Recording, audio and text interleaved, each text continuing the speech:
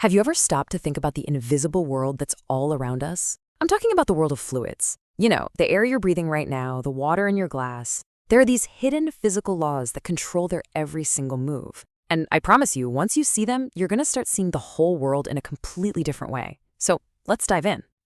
First up, let's start with a question that just seems impossible.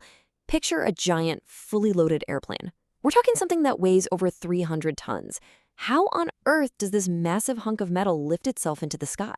How does it just float on nothing but air? And then there's this mystery, something you've probably seen 100 times in sports. A pitcher throws a baseball, and instead of going straight, it just curves, like it has a mind of its own. What invisible force is pulling it off course? Well, believe it or not, the answer to both of these questions is the exact same. To get to that answer, we first need to get on the same page about what we're even dealing with. The key to all of this, the secret ingredient, is the unique nature of fluids themselves. So, what even is a fluid? Well, in physics, it's not just liquids. A fluid is basically any substance that can flow and change its shape without a fight. And that's crucial. It means that both liquids, like water, and gases, like the air, are both fluids. They don't have a fixed shape, and that's what makes them so special.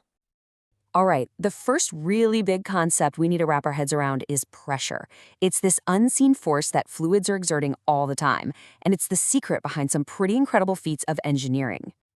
Think about it like this. If you were to push a sharp needle against your skin, gently, it would start to pierce it. But if you take the back of a spoon and push with the exact same force, nothing happens. The force is identical. So why is the impact so different? It's all about the area. And that leads us straight to what pressure actually is. It's just the force you're applying divided by the area you're applying it over. So the smaller the area, the greater the pressure. That needle concentrates all that force onto one tiny point, creating this immense pressure. The spoon just spreads it all out. Now here's where fluids get a kinda superpower. It's called Pascal's Law. And what it says is, if you have a fluid in a sealed container and you apply pressure to any part of it, that pressure gets sent instantly and with its full strength to every other part of the fluid. It's like a perfect force-sharing system. So let's see how this law lets us do something amazing, like with a hydraulic lift. You've got two pistons, right? One small and one large, and they're connected by a tube filled with fluid. When you push down on that small piston, you create pressure. And because of Pascal's law, that exact same pressure instantly appears under the large piston, pushing up. And this is where the magic happens. Remember, pressure is force divided by area. So a small force on a small area can create a huge force on a large area. Get this, a tiny 10-Newton force, that's like pushing with the weight of a bag of sugar, on the small piston can lift a 90-Newton object on the big one. You're multiplying your force 9 times over just by using a fluid.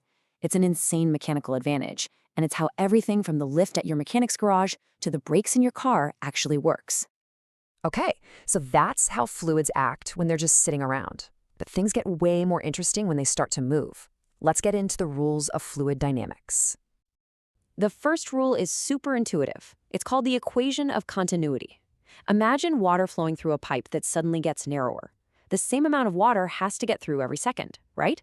So to squeeze through that narrow part, the water has no choice but to speed up. It's exactly like when you put your thumb over the end of a garden hose. The water shoots out way faster. Where the area gets smaller, the speed gets bigger. And now for the main event, Bernoulli's Principle. This is it. This is the key that unlocks the mystery of the airplane and the baseball. And in its simplest form, it just says this. For a moving fluid, where the speed is high, the pressure is low. And where the speed is low, the pressure is high. It's a trade-off. Speed goes up, pressure goes down. Okay, let's go back to our airplane. An airplane wing has a very specific shape. It's curved on the top and it's flatter on the bottom. As the plane rockets forward, the air splits, with some going over the wing and some going under.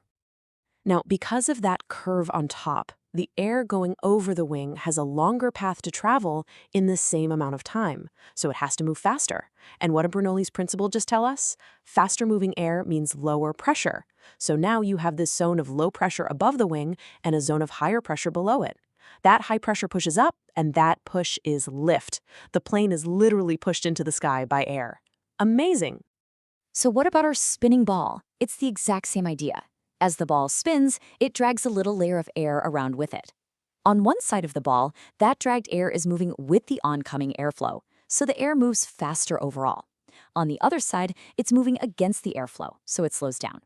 Faster air, lower pressure; slower air, higher pressure. The ball gets a sideways push from the high pressure side to the low pressure side, and that's what makes it curve. It's called the Magnus effect. You know, so far we've kind of been talking about perfect, ideal fluids. But in the real world, fluids get a little more complicated.